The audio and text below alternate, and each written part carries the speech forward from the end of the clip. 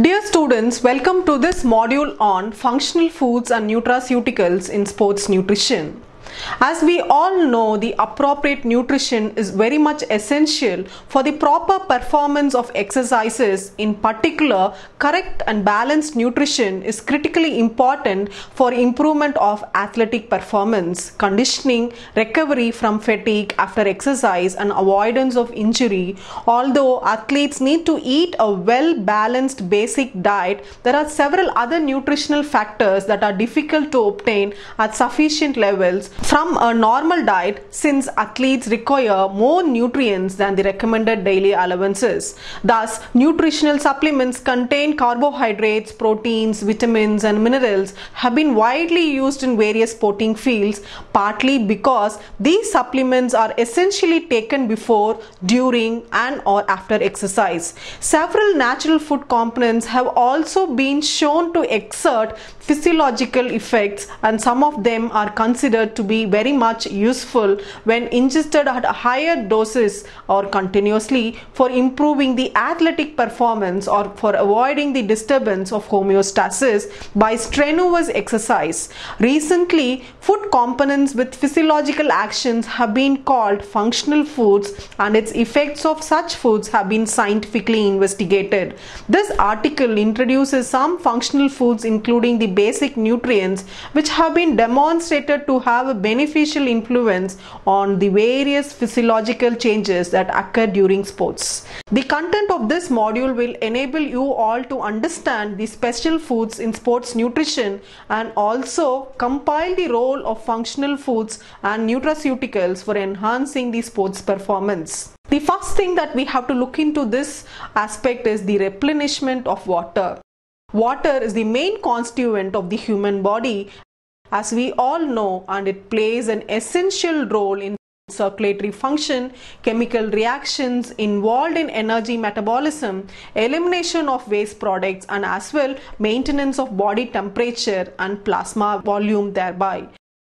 When the body temperature rises due to the intense exercise or an athletic performance or a high ambient temperature, sweating occurs in order to radiate the heat in the body, leading to the loss of a large amount of water loss and electrolytes such as sodium especially. This loss of body fluid impairs the thermoregulation and also the circulatory system, leading to a decline of athletic performance. Therefore, it is essential to maintain the homeostasis and athletic performance. Replenishment of water and electrolytes is a basic essential before and during or even after exercise. Generally, it is believed to be useful to drink an isotonic fluid that contains electrolytes such as sodium, potassium and chloride in mixture at concentrations close to those in body fluids. It also has been suggested that intake of hypotonic fluids may exert a similar or more rapid effect on replenishment of body water, because it is shown to rapidly absorb from the small intestine along with other electrochemical gradients, thus improving the performance. And now when we look into the improvement in the endurance levels during the sports activities, the energy consumed during exercise is mainly supplied by carbohydrates and as well the lipids. So it is important for improvement of endurance to regulate the metabolism of these two substrates. During endurance exercises, the glycogen, an energy substrate for muscle contraction, is gradually being depleted, making it difficult to continue the exercises. An effective way to improve endurance is to increase the glycogen stores in skeletal muscle and the liver before the commencement of exercises. When tissue glycogen stores are depleted, exhausted, the glycogen stores synthesis activity is transiently increased, leading to an increase of glycogen storage by conversion from carbohydrates. For instance, it has been reported that glycogen stores can be increased by eating a low carbohydrate diet for 3 days from 6 days prior to the competition, followed by a high carbohydrate diet for the next 3 days, resulting in the storage of 1.5 times, that is 1.5 times more glycogen than that is available normally. If the citrate levels which inhibits the glycolysis is taken concurrently with a high carbohydrate diet, glycogen stores will be further increased due to the inhibition of glycolysis. It is also important to know that for athletes to replenish the glycogen stores during the post-exercise training and also to provide sufficient energy for the next training sessions or competitions. For rapid replenishment of glycogen stores, a high carbohydrates diet can be an effective way. Intake of protein rather along with carbohydrates can be a much more effective way for rapid replenishment of muscle glycogen after exercise compared with the carbohydrate supplements alone. When prolonged exercise happens and it will be performed, such as a marathon, taking carbohydrates immediately before or during exercise, it is also an effective method of improving the endurance. Under such conditions, it is desirable very much for the athlete to ingest especially the monosaccharides or oligosaccharides, because these are the rapidly absorbed substances and get transported to the peripheral tissues faster. On the other hand, when we look into the intake of carbohydrates, they inhibit the degradation of fat, which is another energy substrate, especially by stimulating insulin secretion. This further leads to impairment of energy production via the lipid metabolism and accelerates the glycolysis process as an alternate energy production strategy, the pathway. As a result, the consumption of muscle glycogen will continuously increase and the intramuscular acidity levels will decrease due to increased lactic acid production, which may further lead to the impairment of muscle contraction. Therefore, it is very much essential to ingest a diet with carbohydrate that will not inhibit the lipid metabolism at all. It has been suggested that supplements containing fructose, which cause less stimulation of insulin secretion and are unlikely to inhibit lipolysis rather than common carbohydrates such as glucose and sucrose, which may be better for improving the endurance activities. Furthermore, the simultaneous intake of citrate can be expected to promote energy consumption from lipids through inhibition of the glycolysis pathway. This will spare the glycogen and inhibit the lactic acid production so that the weakening of muscle contraction will be delayed very much. An amino acid, for example the arginine, has been reported to modulate the hormones that control the blood glucose levels without inhibiting the lipid metabolism and its pathway, and also to delay the glycogen depletion during this exercise performance. Therefore, it is essential that intake of both citrate and arginine along with carbohydrates that cause little stimulation of insulin secretion before or during exercise may be a very much effective way to improve the energy metabolism and also thereby to supply the optimum energy sources for prolonged exercise. If there is a shift from predominantly glucose-based energy consumption to lipid-based energy consumption, this may lead to improvement of endurance by maintaining the glycogen stores and also inhibit the decrease of intramuscular pH. Those results from the generation of lactate during this exercise performance. Several authors have researched and reported about various factors that can stimulate the lipid metabolism, although there is insufficient evidence about their efficacy.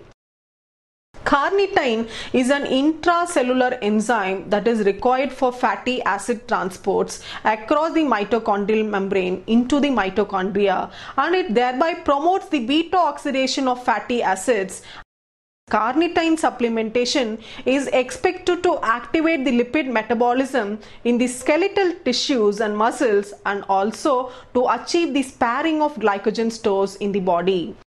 Persons performing aerobic training, intake of 2 to 4 grams of carnitine just before the exercise or on a daily basis was reported to increase the maximum oxygen consumption, that is the anaerobic threshold, and also inhibits the accumulation of lactic acid after exercise.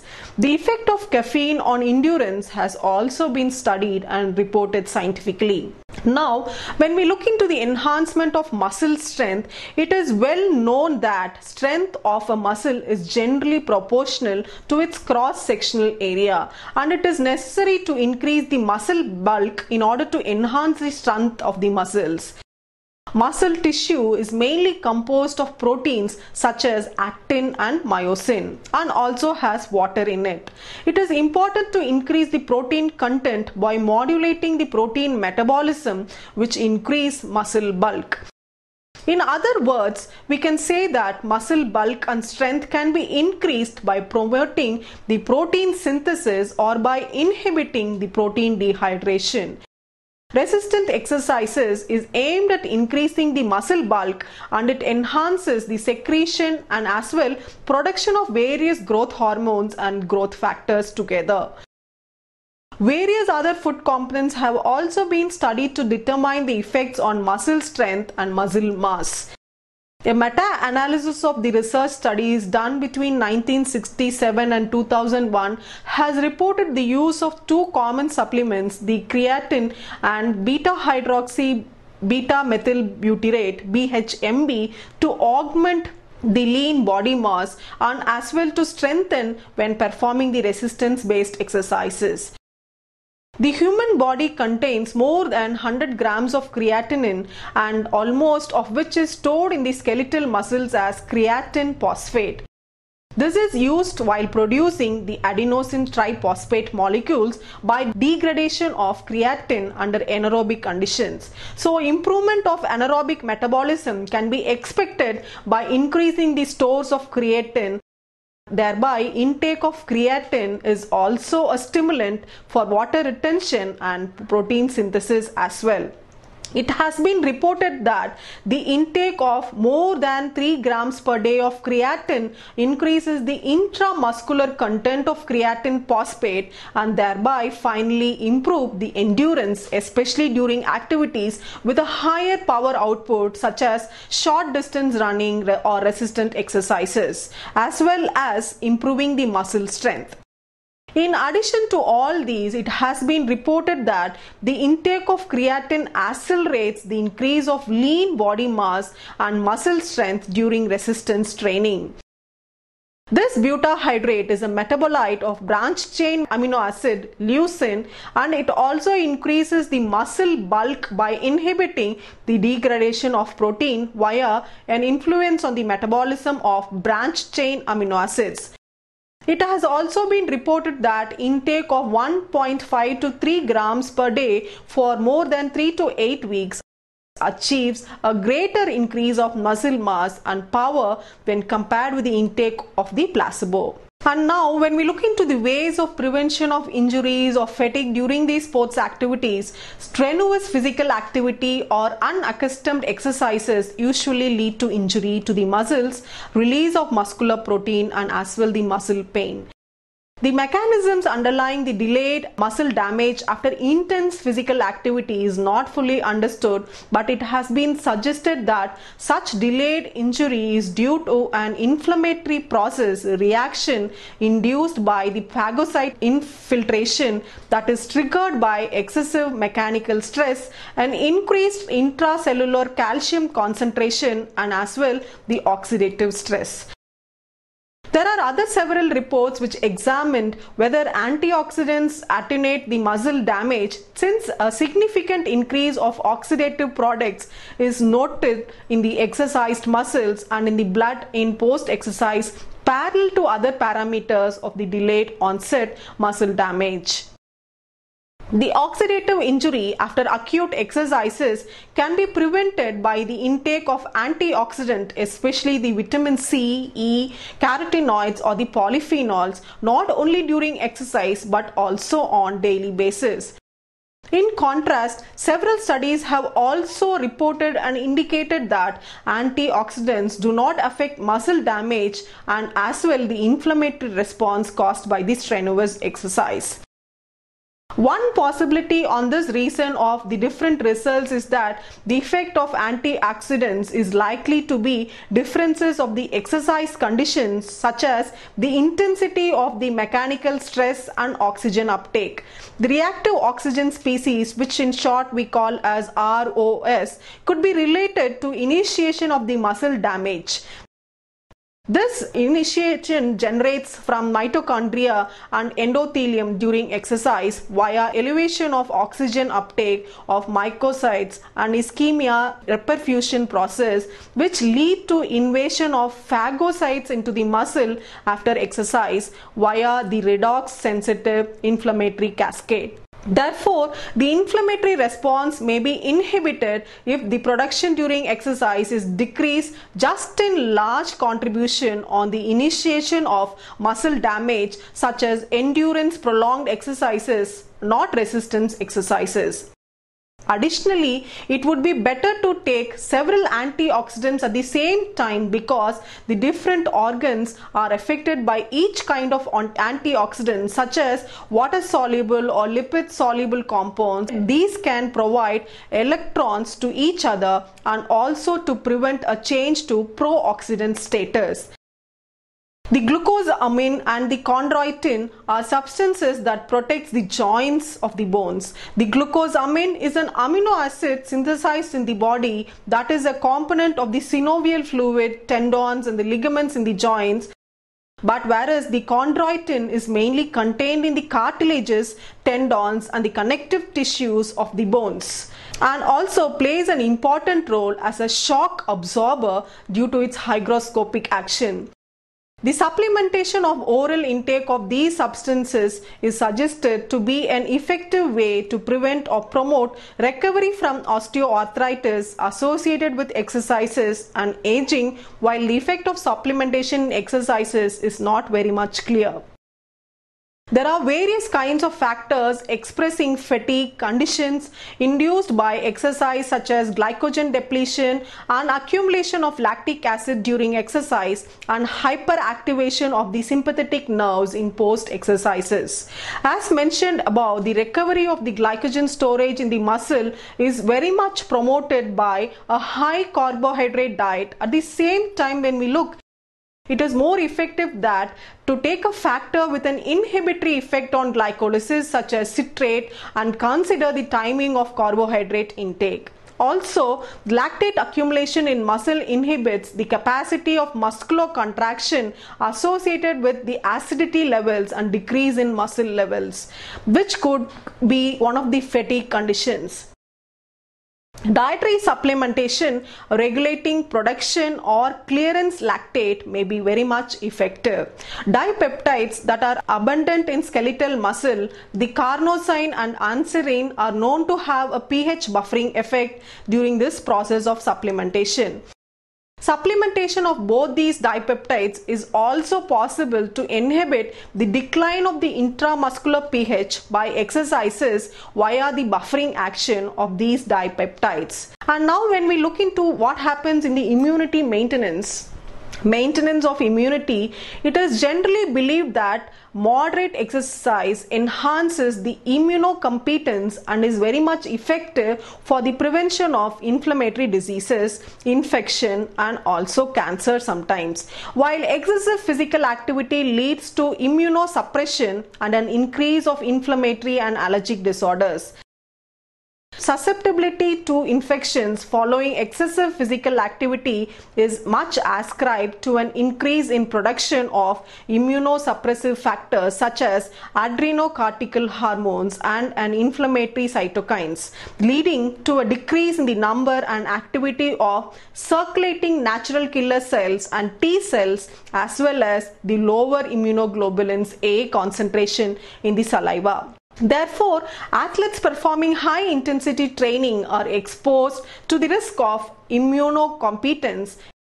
intake of carbohydrates during a prolonged exercise at sub-maximal intensity attenuates to the increase of plasma cortisol and cytokine levels after exercise, which could always lead to the inhibition of immunosuppression. Vitamin C, vitamin E, the antioxidants actions always promote immunity and are essential for T cell differentiation and also maintain its functions of the T cell. However, there is a limited evidence that exists about the effects of vitamin supplementation on immune functions, especially in relations to exercise and sports. Glutamine is important energy source for lymphocytes, macrophages and neutrophils as well. And it is also an essential amino acid for the differentiation and growth of all these cells. Intense exercise especially decreases the plasma glutamine concentration, and this may be related to immunosuppression. When we go to the next section on how to recover the soreness and inflammation, muscle soreness results from mechanical damage that occurs to the muscle and biochemical changes within muscle tissues. It is characterized by inflammation, pain, swelling, soreness, that is stiffness, and the markers of muscle injury such as the creatine kinase and lactate dehydrogenase. There are several modalities that exist and are often used in the attempt to mitigate the soreness and inflammation, including rest, massage, active recovery, using foam rollers, submerging in a cold plunge, stretching, and of course nutrition plays a vital role. And very important aspect is the role of omega-3 fatty acids, which is an upcoming area. The omega-3 fatty acids, including the alpha-linolenic acid ALA, eicosapentaenoic acid EPA, and docosahexaenoic acid DHA, are among the most popular functional ingredients when we talk about omega-3 fatty acids. Aside from all these many health benefits associated with these fatty acids, increased omega-3 concentrations in the blood are associated with decreased levels of protein inflammatory markers, the interleukin, that is the IL, and higher levels of anti-inflammatory markers DHA and EPA are the preferred omega-3 fatty acids because they do not need to be broken down further, whereas very little alpha-linolenic acid is converted to EPA and DHA. The researches on omega-3 fatty acids and soreness inflammation is both minimal and equivocal and not involve functional products. It is important product of research considering the potential to develop future products. In one study done with 22 subjects who consumed fish oil that contained 1.8 grams of omega-3 fatty acids or isoflavones for 30 days before exercise, and during testing, each subject also received 100 international units of vitamin E to minimize the lipid peroxidation. 50 maximal isokinetic eccentric elbow flexion contractions were used to induce the delayed onset muscle soreness, which in short we tell as DOMS, DOMS.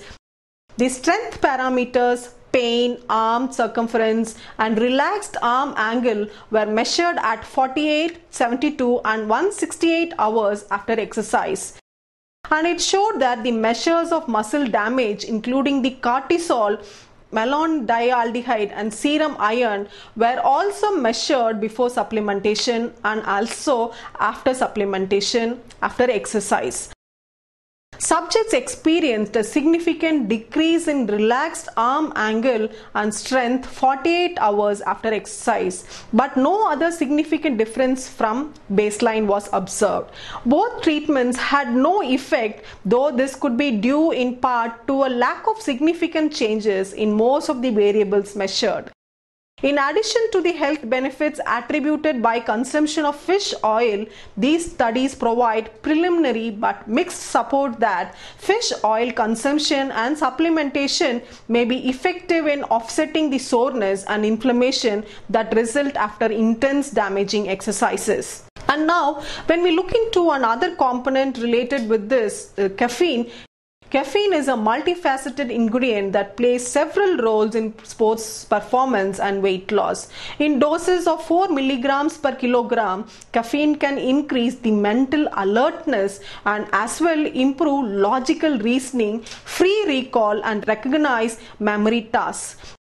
In addition, caffeine can help increase time to exhaustion in endurance exercise boots, decrease ratings of perceived exertion during sub-maximal endurance exercises, and thereby improve the physical performance during periods of sleep deprivation.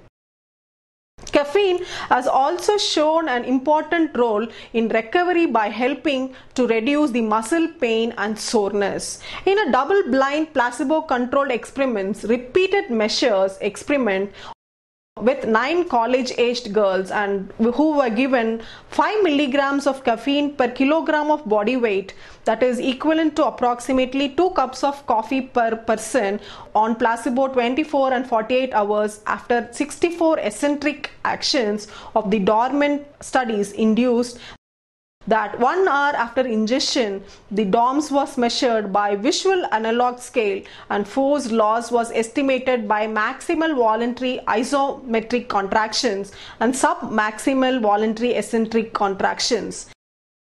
Caffeine reported to reduce pain significantly during the maximal contractions and had a small effect on pain reduction during the sub-maximal contractions. Although the exact mechanism by which caffeine may work has not been elucidated. And now when we look into the ergogenic supplements in sports nutrition, substances such as creatine, L-carnitine, aspartate, sodium bicarbonate, B-proline, and specific amino acids have recently received scientific attention owing to their possible influence on sports performance and its issues on fatigue and recovery to the sports performers. In many cases, further research is required to establish a conclusive scientific evidence and recommendations about such substances. In the case of L-carnitine, for example, it has a long been suggested that the oral intake of these compounds lead to improved fat oxidation, which may favor the athletic performance in individuals and hence reduce the body fat levels. These suggestions were based on in vitro studies.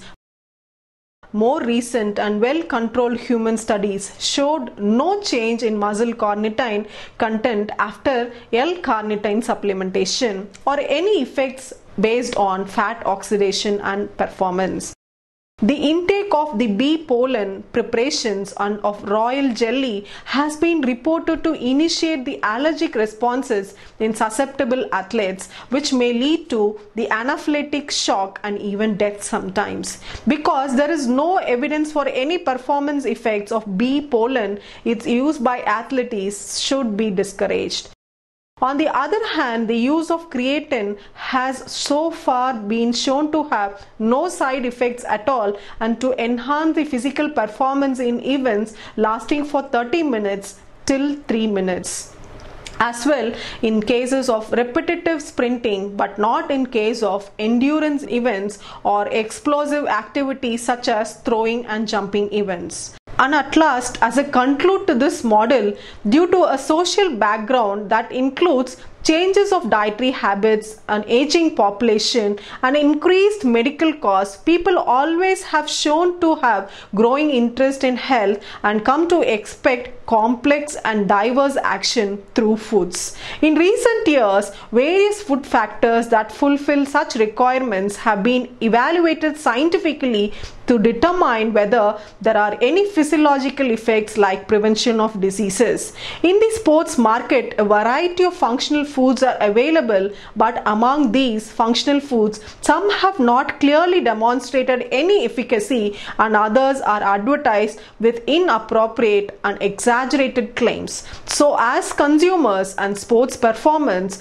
we are often confused. Some of the food components described in this module should be studied further further because of differing views with regard to their efficacy and their different reports. Furthermore, the effectiveness of the components may differ according to gender between individuals and with the mode of ingestion, so that the optimum method of intake of the quantity and quality of foods to be ingested and the timing of the meal to be established in accordance with the purpose of using each food as a functional property, the physiological changes by exercise. In the future guidelines for the use and evaluation of these system of sports functional foods should be established with backing by clear scientific evidences related to individual foods and must be customized for sports performers individually. Thank you.